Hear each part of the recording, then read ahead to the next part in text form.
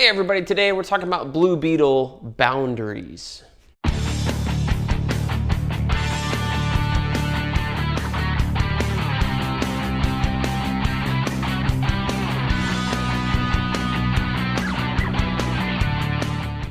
everybody, and welcome back to BK's Bullets. As always, I'm your host, Brent, and today we're moving on with Blue Beetle. I know I said earlier in the summer, like, hey, we're gonna try and read a lot of Blue Beetle before the movie comes out in August. It is a little less than a month away. I don't know if we're gonna get there this time, but we will continue to read some more Blue Beetle so I can tell you where the best Blue Beetle stories lie as we go through. So if you've seen the movie already and you're watching this after, fantastic. Stay here in this video. We'll get to more later on down the road. Subscribe, comment, like, all that stuff. So, boundaries. What is this, Brent? Well, the last two videos I've done on Blue Beetle were the Jaime Reyes collections, book 1 and book 2 that came out this year and I think late last year from DC Comics. This is an old trade paperback. This is old. So those collect 1 through 12 and then 13 through 25. This one picks up after that. It's a little weird. And I'll get to that. There's some missing issues in here, but this does collect 6 issues in a row. It just picks up a little bit later. So this collects 29 through 34. Well, Brent, where's 26, 27, 28? I'll get to that in the next video. And this doesn't collect the end of the story either. That is also in the next collection. So this is just like, I guess they had some one and done issues in beforehand here, and then they had a couple, like a pair at the end because it ran for 36 issues. So those are collected in a separate collection along with the Booster Gold backup strips in the next collection. So they're not actually numbered or anything. This just says boundaries. So if you're reading all of them and you seek these out, you read Jaime Reyes book 1, book 2, and then go over to boundaries. I think is the best reading order because the next one does contain the end of his first series. So what's in here? Well, we have a new writer. John Rogers and Keith Giffen have left, and now we have Mr. Matthew Sturgis. Raphael Albuquerque does stay on, and he does all 6 issues in here. I think this was the longest 6 issues he does. Actually, he doesn't. Andre Coelho is doing parts 3 and 4, so I misspoke here. So I had thought, like, maybe, I was going to say Raphael Albuquerque did all 6 issues in this trade, this longest run he ever did on the book, consecutively. That may or may not be true, and obviously that's false because we have Andre Coelho doing some fill-ins here in parts 3 and part 4. But overall, Andre Coelho kind of matches Raphael Albuquerque pretty good at this stage in Raphael's career. So I can't say that like I missed Raphael or that I actually knew the difference between the artists because they're pretty consistent style-wise, if that makes sense. Now, obviously, Raphael Albuquerque's style here and early in his career, you know, this is 2008, 2009, is very different from what he's doing now. A lot less sketchy, a lot more cartoony. Yeah, this is 2008, 2009. And just more simplistic. Like, his covers here are gorgeous. They're wonderful. One of my things I want to do someday is keep an eye on any original pages from this run just because I love Raphael Albuquerque.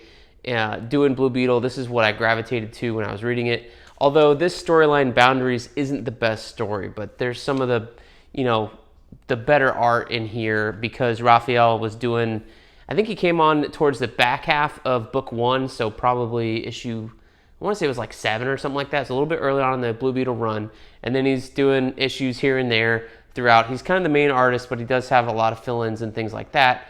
But by this time, he's gotten his sea legs under him, so to speak, after the Reach War at the end of Blue Beetle Book 2 over there through issue number 24, 25. And then we're moving into this one, right? So I think some of his stronger art is in here, although the storytelling is a little wonky. And I don't know whether that's on Raphael Albuquerque or on Matthew Sturgis. Like, there's some things that just don't flow from panel to panel in here. So it makes it a little weird to read. And I definitely noticed a difference reading this book versus Blue Beetle Book 2 because I'm looking over at the shelf over there. Just because I remember that flowing really, really well. And now I don't know if that was Keith Giffen or John Rogers doing, I don't know if they did breakdowns or layouts or whatever.